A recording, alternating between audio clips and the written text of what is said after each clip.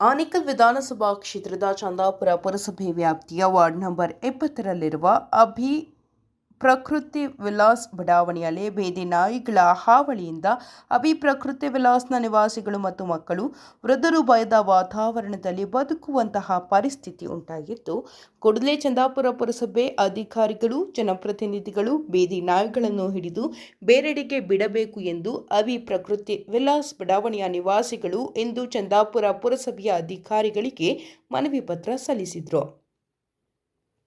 ಈಗಾಗಲೇ ಪ್ರಕೃತಿ ವಿಲಾಸ್ ಬಡಾವಣೆಯಲ್ಲಿ ಬೀದಿ ನಾಯಿಗಳು ಕೆಲವು ಮಕ್ಕಳ ಮತ್ತು ವೃದ್ಧರ ಮೇಲೆ ದಾಳಿಯೂ ಸಹ ಮಾಡಿದ್ದು, ಇನ್ನಷ್ಟು ದುರ್ಘಟನೆಗಳು ನಡೆಯುವ ಮುಂಚೆಯೇ ಚಂದಾಪುರ ಪುರಸಭೆ ಅಧಿಕಾರಿಗಳು ಸಮಸ್ಯೆಗೆ ಮುಕ್ತಿ ಕಲ್ಪಿಸಬೇಕು ಎಂದು ಪ್ರಕೃತಿ ವಿಲಾಸ್ ಬಡಾವಣೆಯ ನಿವಾಸಿಗಳು ಮನವಿ ಮಾಡಿದರು. ಪ್ರಕೃತಿ ವಿಲ್ಲಾ ಅಸೋಸಿಯೇಷನ್ ಇಂದ ಮಾತಾಡ್ತಿರೋದು. ಎಲ್ಲ ಇಲ್ಲಿ ರೆಸಿಡೆಂಟ್ಸ್ ವಾಸಿ ಇರೋರು ಚಂದಾಪುರ. ಸರ್, ನಾವು ಒಂದೂವರೆ ವರ್ಷದಿಂದ ಬೀದಿ ನಾಯಿಗಳ ಕಾಟ ತುಂಬ ಜಾಸ್ತಿ ಆಗಿದೆ ಅಂತ ಕಂಟಿನ್ಯೂಸ್ ಆಗಿ 3 ಅಪ್ಲಿಕೇಶನ್ ಕೊಟ್ಟಿದ್ದೀವಿ. ಪುರಸಭೆಯವ್ರು ಏನೂ ಆ್ಯಕ್ಷನ್ ತೊಗೊಂಡಿಲ್ಲ. ಪೊಲೀಸ್ ಸ್ಟೇಷನಲ್ಲೂ ಕಂಪ್ಲೇಂಟ್ ಕೊಟ್ಟಿದ್ದೀವಿ.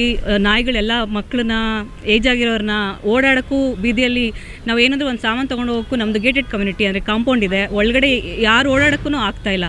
ತುಂಬ ಏನಾಗಿದೆ ಅಂದರೆ ಮಕ್ಕಳನ್ನ ಆಚೆ ಬಿಡಬೇಕಾ ಬೇಡವಾ ಅಂತ ಕಾಂಪೌಂಡ್ ಒಳಗಡೆ, ಮನೆ ಒಳಗಡೆ ಸೇರಿಸ್ಕೊಳ್ಳೋಂಗಾಗಿದೆ. ಈವನ್ ಪಾರ್ಕ್ ಇದ್ದು ಏನಿದ್ರು ಹೊರಗಡೆ ಬಿಡೋಕ್ಕಾಗ್ತಿಲ್ಲ. ನೆನ್ನೆ ನೋಡಿದ್ರೆ ಒಂದು ಮಗು ಮೇಲೆ, 9 ವರ್ಷದ ಮಗು ಮೇಲೆ ನಾಯಿ ಅಟ್ಯಾಕ್ ಮಾಡಿ ಸ್ಕ್ರ್ಯಾಚ್ ಮಾಡಿದೆ, ಬಟ್ಟೆ ಎಲ್ಲ ಹರಿದಾಕಿದೆ, ಕೆರೆದಿದೆ. ಸೊ ಇವಾಗ ನಾವು ಯಾರ ಹತ್ರ ಹೇಳ್ಕೋಬೇಕು ನಮ್ಮದು ಗೋಲ್ಡು?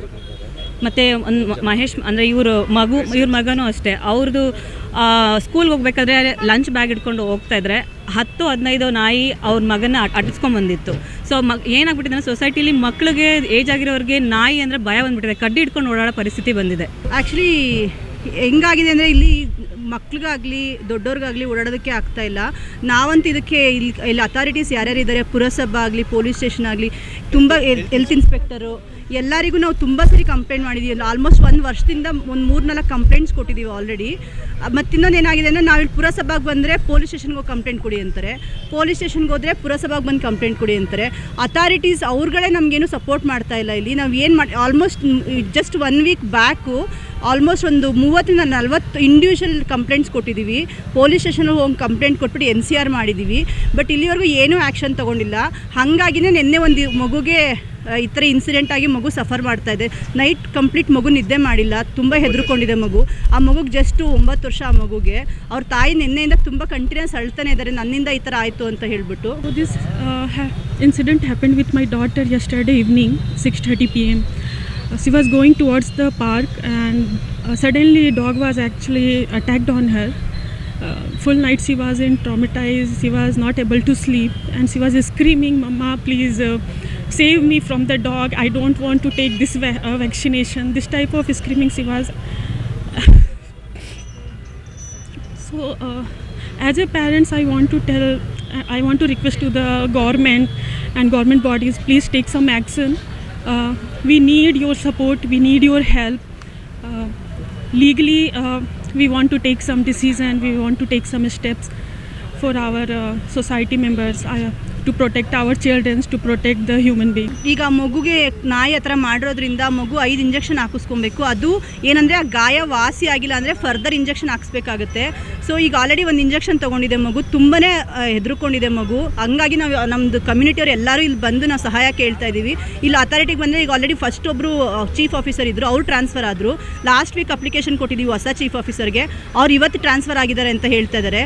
ಸೊ ನಾವು ಎಲ್ಲಿ ಹೋಗಿ ಏನು ಮಾಡಬೇಕು ಅಂತ ನಾವು ತೋರಿಸ್ತಾ ಇಲ್ಲೆಲ್ಲ ನಿಂತಿದ್ದೀವಿ. ಎಲ್ಲರೂ ಆ್ಯಕ್ಚುಲಿ ಫುಲ್ಲು ಇಂಜಿನಿಯರ್ಸು ಡಾಕ್ಟರ್ಸ್ಗಳೇ ಇದ್ದೀವಿ. ಬಟ್ ಏನು ಎಜುಕೇಷನ್ ಇಟ್ಕೊಂಡು ಈ ಒಂದು ವಿಷಯಕ್ಕೆ ನಾವು ಏನು ಮಾಡೋಕ್ಕಾಗ್ತಿಲ್ಲ. ಫುಲ್ಲು ನಮ್ಮ ಕೈಲಿ ಏನು ಮಾಡೋಕ್ಕಾಗದೆ ಫುಲ್ ಅಸಹಾಯಕರಾಗಿ ನಿಂತ್ಕೊಂಡಿದ್ದೀವಿ ಇಲ್ಲಿ ನಾವು. 6 months ಬ್ಯಾಕ್ ನಮ್ಮ ಮಗು ಕೂಡ ಅಟ್ಯಾಕ್ ಮಾಡಿತ್ತು. ಆಲ್ಮೋಸ್ಟ್ 15 ಡಾಗ್ಸ್ ಬಂದು ಅಟ್ಯಾಕ್ ಮಾಡಿತ್ತು. ಅವತ್ತು ಮಗು ಏನಾದರೂ ಓಡ್ ಬಂದಿಲ್ಲ ಅಂದರೆ ಗ್ಯಾರಂಟಿ ಕಚ್ಚಿರೋದು, ಇಂಜುರಿ ಆಗಿರೋದು, ಮೇಜರ್ ಇಂಜುರಿ.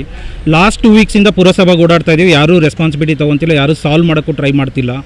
ಆಲ್ಮೋಸ್ಟ್ ಈಗ 25 ನಾಯಿ ಇದೆ, ಆಲ್ಮೋಸ್ಟ್ 10 ಮರಿಗಳಿದ್ದಾವೆ. ಈ ಥರ ಮ್ಯಾನೇಜ್ ಮಾಡಿದ್ರೆ ನಾವಿರೋ 100 ಮನೆಗೆ 7 ಎಕರೆ ಜಾಗದಲ್ಲಿ 30-35 ಡಾಗ್ ಇದ್ದರೆ ಹೆಂಗೆ ಮ್ಯಾನೇಜ್ ಮಾಡೋಕ್ಕಾಗುತ್ತೆ? ಎಲ್ಲರೂ ಸಫರ್ ಆಗ್ತಾಯಿದ್ದೀವಿ ಡೈಲಿ, ಯಾರೂ ಓಡಾಡೋಕ್ಕಾಗ್ತಿಲ್ಲ. ಆಲ್ಮೋಸ್ಟ್ ಡೋರ್ ಲಾಕ್ ಮಾಡ್ಕೊಂಡಿದ್ದೀವಿ. ಇನ್ಫೆಕ್ಟೆಡ್ ಡಾಗ್ಸ್ ಇದೆ, ಅಗ್ರೆಸಿವ್ ಡಾಗ್ಸ್ ಇದೆ. ನಾವು ಲಾಸ್ಟ್ 2 ವೀಕ್ಸ್ ಬ್ಯಾಕ್ ಏನಾದರೂ ಆ್ಯಕ್ಷನ್ ತೊಗೊಂಡಿದ್ರೆ ನೆನ್ನೆ ಇಂಜುರಿ ಆಗ್ತಾ ಇರಲಿಲ್ಲ. ಈಗ ಮೇಜರ್ ಇಂಜುರಿ ಆಗಿದೆ. ಇನ್ನೊಂದು 1-2 ಡೇಸಲ್ಲಿ ಇನ್ನೂ ಅಷ್ಟು ಇಂಜುರಿ ಆಗುತ್ತೆ. ಯಾರು ರೆಸ್ಪಾನ್ಸಿಬಲ್ ಇದಕ್ಕೆ? ಯಾರು ಸಾಲ್ವ್ ಮಾಡ್ತಾರೆ ಇದನ್ನು? We are asking municipal authority to take action on this one immediately and to help us on this initiative. Dogs ತುಂಬ ಅಗ್ರೆಸಿವ್ ಆಗ್ತಾ ಇದೆ. ಲೈಕ್ ಆಲ್ಮೋಸ್ಟ್ 1 ಇಯರಿಂದ ಆಲ್ಮೋಸ್ಟ್ ಲೈಕ್ 10-15 ಟೈಮ್ಸ್ ಇದೆಲ್ಲ ನೋಡಿದ್ದೀವಿ. ಅವ್ರನ್ನ ಅಟ್ಯಾಕ್ ಮಾಡೋದು, ಇವ್ರನ್ನ ಅಟ್ಯಾಕ್ ಮಾಡೋದು. ಸೊ ಅಸೋಸಿಯೇಷನ್ ಅವರು ತುಂಬ ಲೀಗಲಿ ಮಾಡೋಣಂತ ಕಂಪ್ಲೇಂಟ್ ಕೊಟ್ಟಿದೆ. ಇದರಲ್ಲಿ ರೆಸಿಡೆಂಟ್ಸ್ಗೆ ತುಂಬ ತೊಂದರೆ ಆಗ್ತಾಯಿದೆ. ಲೈಕ್ ನಾವು ವಿತ್ ವಿಡಿಯೋ ಪ್ರೂಫ್ ಕೊಟ್ಟಿದ್ರೆ ಕೂಡ ನಮಗೇನು ಆ್ಯಕ್ಷನ್ ಸಿಗ್ತಾ ಇಲ್ಲ ಗೌರ್ಮೆಂಟ್ ಬಾಡೀಸಿಂದ. ಸೊ ಪುರಸಭಾ ಕಂಪ್ಲೇಂಟ್ ಮಾಡಿದರೆ ಪೊಲೀಸ್ ಅವ್ರಿಗೆ ಇದು ಮಾಡಿದೆ ಅಂದರೆ ಅಲ್ಲಿಗೂ ಕಂಪ್ಲೇಂಟ್ ಮಾಡಿದರೆ ಏನು ಆ್ಯಕ್ಷನ್ ಏನು ತೊಗೊತಾ ಇಲ್ಲ. ಸೊ ಪ್ರಾಪರ್ಲಿ ಲೀಗಲಿ ಮಾಡ್ತಾ ಇದ್ರೂ ಕೂಡ ಯಾರೂ ನಮಗೇನು ಹೆಲ್ಪ್ ಸಿಗ್ತಾ ಇಲ್ಲ. ಎವ್ರಿ ಡೇ ಇದೂ ಈ ಇಶ್ಯೂಸ್ ತುಂಬ ಆಗಿದೆ. ನಾವು ಎಲ್ಲರೂ ಮನೆ ತೊಗೊಂಡಿರೋದು ಎಲ್ಲರೂ ನಮ್ಮ ಮಕ್ಕಳು ಚೆನ್ನಾಗಿರಬೇಕು, ಅವರು ಚೆನ್ನಾಗಿ ಇರಬೇಕಂತ ನಮ್ಗೆ ಅಷ್ಟು ಸೇಫ್ಟಿ ಸಿಗ್ತಾ ಇಲ್ಲ, ಸೆಕ್ಯೂರ್ ಎನ್ವೈರ್ಮೆಂಟ್ ಸಿಗ್ತಾ ಇಲ್ಲ. ಮಗು ಹೊರಗಡೆ ಹೋದರೆ ಯಾರೋ ಒಬ್ಬರು ಕಾಯ್ತಾ ಇರಬೇಕು. ನೀನು ಅವ್ರ ಅಮ್ಮ ಪಕ್ಕದೇ ಇದ್ದರೆ ಕೂಡ ಆಗಿದೆ. ಸೊ ಅದು ನಾವೇನು ಡಾಗ್ಸ್ಗೆ ಎಗನಿಸ್ಟ್ ಅಲ್ಲ. ಅಂದರೆ ಹಂಗೇನು ಸುಮ್ಮನೆ ಮಗು ರೋಡ್ ಮೇಲೆ ಹೋಗ್ತಾ ಇದ್ದು ಅಟ್ಯಾಕ್ ಮಾಡಿದರೆ ಅದು ಏನು ಮಾಡೋಕ್ಕಾಗಲ್ಲ. ನಾವು ದಯವಿಟ್ಟು ಅಫಿಷಿಯಲ್ ಏನಾದ್ರು ಇದ್ದರೆ ಅವ್ರಿಗೆಲ್ಲ ದಯವಿಟ್ಟು ಆ್ಯಕ್ಷನ್ ತೊಗೋಬೇಕಂತ ಹೇಳ್ತಾ ಇದ್ವಿ. ನಾವು ಏನು ಫೀಸಿಬಲ್ ಸೊಲ್ಯೂಷನ್ ಇದ್ದರೆ ಅದು ಮಾಡಿಕೊಂಡು ಸೊ ಎಲ್ಲರೂ ದಯವಿಟ್ಟು ಇದು ಸ್ವಲ್ಪ ಹೆಲ್ಪ್ ಮಾಡೋಕ್ಕೆ ರಿಕ್ವೆಸ್ಟ್ ಮಾಡ್ತಾ ಇದ್ದಲ್ಲ. ನಾಯಿ ಅದು ಇದ್ರದ್ದು ಪ್ರಾಬ್ಲಮ್ ಮುಂದೆ ಮಾಡ್ತಾ ಇಲ್ಲ ನಮ್ಮ ಅಸೋಸಿಯೇಷನಲ್ಲಿ. ಚಪ್ಪಲಿ ಬಿಟ್ಟಿದ್ರೆ ಚಪ್ಪಲಿ ತೊಗೊಂಡೋಗೋದು, ಮತ್ತು ಗಾರ್ಬೇಜ್ ಇದ್ದರೆ ಗಾರ್ಬೇಜ್ನ ಇದು ಮಾಡೋದು, ಮತ್ತು ರೋಡಲ್ಲೆಲ್ಲ ಗಲೀಜು ಮಾಡೋದು, ಅಲ್ಲಿ ನಮಗೆ ಅಲ್ಲಿ ಒಂಥರ ಮತ್ತು ಯೂರಿನೇಟ್ ಮಾಡೋದು, ಅದನ್ನೆಲ್ಲ ಯಾರು ಕ್ಲೀನ್ ಮಾಡ್ತಾರೆ, ಅದನ್ನೇನು ಮಾಡ್ತಾರೆ, ಅದನ್ನೆಲ್ಲ ಸಹಿಸ್ಕೊಂಡು ನಾವು ಸೊಸೈಟಿನಲ್ಲಿ ನಾವೇ ಅದಕ್ಕೆ ಎಲ್ಲ ಪೇ ಮಾಡಿಕೊಂಡು ಫೆಸಿಲಿಟಿ ಅವ್ರಿಗೆ ನಾವು ಸಹಿಸ್ಕೊಂಡು ಹೋಗ್ತಿದ್ವಿ. ಬಟ್ ಹಿಂಗೆ ಥ್ರೆಟ್ ಎಲ್ಲ ಆದಾಗ ನಾವು ಯಾರನ್ನ ಬ್ಲೇಮ್ ಮಾಡಬೇಕು ನಮಗೆ ಗೊತ್ತಾಗ್ತಾ ಇಲ್ಲ. ನಾವು ಲೀಗಲಾಗೇ ಎಲ್ಲ ಆ್ಯಕ್ಷನ್ ತೊಗೊಬೇಕು ಅಂತ ನಾವು ಇದ್ದೀವಿ. ಲೀಗಲಾಗಿ 1-1.5 ವರ್ಷದಿಂದ ಓಡಾಡ್ತಿದ್ರು ನಮಗೆ ಪ್ರಾಪರ್ ಸೊಲ್ಯೂಷನ್ ಅನ್ನೋದೇ ಸಿಗ್ತಿಲ್ಲ. ಸೊ ಇಂಥ ಟೈಮಲ್ಲಿ ನಾವು ಏನು ಮಾಡಬೇಕು ಅನ್ನೋದು ಗೊತ್ತಾಗ್ತಾ ಇಲ್ಲ. ಸೊ ನಾನು ಏನು ಅಂತಂದರೆ ಈ ವಿಚಾರವಾಗಿ ನಾವು ಇವತ್ತು ಅದಕ್ಕೆ ಮೀಡಿಯಾ ಮುಂದೆ ಬಂದಿದ್ದೀವಿ.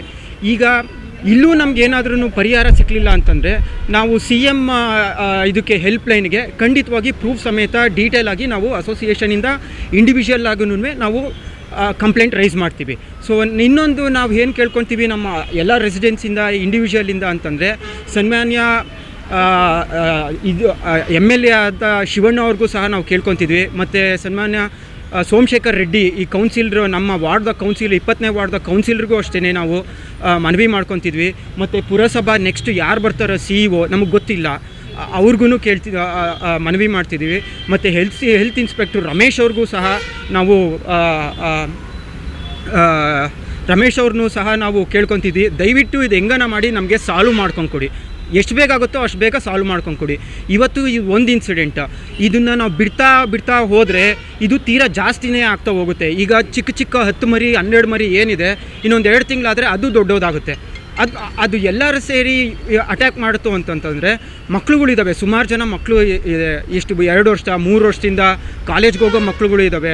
ದೊಡ್ಡವರು ಇದ್ದಾರೆ, ವಾಕಿಂಗ್ ಮಾಡ್ತಾರೆ, ಒಬ್ರೊಬ್ರಿಗೆ ಆಪ್ರೇಷನ್ ಆಗಿದೆ, ಅವ್ರು ನಡ್ಕೊಂಡು ಹೋಗ್ತಾರೆ, ಅವರಿಂದ ಅಟ್ಯಾಕ್ ಮಾಡೋಕ್ಕೆ ಹೋಗುತ್ತೆ. ಹಿಂಗೆಲ್ಲ ಆದಾಗ ಏನಾದರೂ ದೊಡ್ಡ ಇನ್ಸಿಡೆಂಟ್ ಆಯಿತು ಅಂತಂತಂದರೆ ಅದಕ್ಕೆ ಹೊಣೆ ಯಾರು ತೊಗೊತಾರೆ ಸರ್? ನಾವು ಕೇಳ್ತಿರೋದು ಇದೊಂದು ಇಷ್ಟೇ. ನಮಗೆ ದಯವಿಟ್ಟು ನೀವೆಲ್ಲ ಈ ಒಂದು ಪರಿಹಾರ ನಮಗೆ ಮಾಡ್ಕೊಂಡು ಕೊಡಬೇಕು ಅಂತ ಕೇಳ್ಕೊತೀವಿ. I am a senior citizen. Actually, we wanted to have some sort of a peaceful life. You can't walk freely in the street. When we came here 3 years back, there were only 3 dogs. Now it has become 25-30 dogs. So in another 3 years, it may become 100. 110 villas, 100 dogs is simply impossible for us to manage. We are not able to walk freely. Actually, see, there are many people, not just me, there are many elders who want to walk. So when we walk, we find a number of dogs chasing us. We really get scared. I was bitten by a dog, a pet dog, and I am taking treatment for the last 15 years. So it's a serious one. Even pet dog, vaccinated dog biting also is a serious one. So I cannot afford to have another dog bite, and I cannot have another vaccination.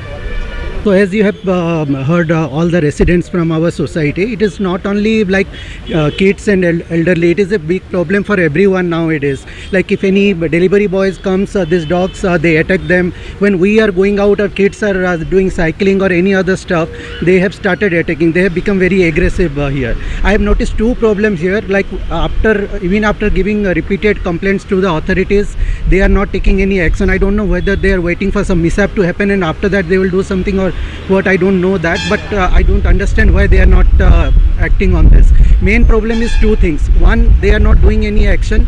Second thing, when we are trying to do something from the society side, there are few people like who are obstructing us. They threaten us with the legal action and all those things, which is again creating a nuisance in the society. So if the authorities will not do anything and others will not let us do anything, it will be a severe problem going forward, and such kind of incident will keep on happening. So I request all the authorities to take the action immediately, and also to those people who are obstructing to stop doing those things. Think about the society and all the elders and kids, and let us take some action for this issue. It's like become a very huge issue now. It is not only about attacking the kids and all. They are destroying cars, they are destroying shoes, everything in the society. They have started entering houses, spoiling the lawn areas and everything. So nothing against the dogs, but what we wanted to do is to take out these dogs out of the society to some safe place where they can go and feed and all. There are few people who are feeding in the society even against the bylaws of the society. That is also again a problem which we are facing. So if authorities will support, they will take them out to some place where they can be safely feed and taken out of the society. It will be really helpful.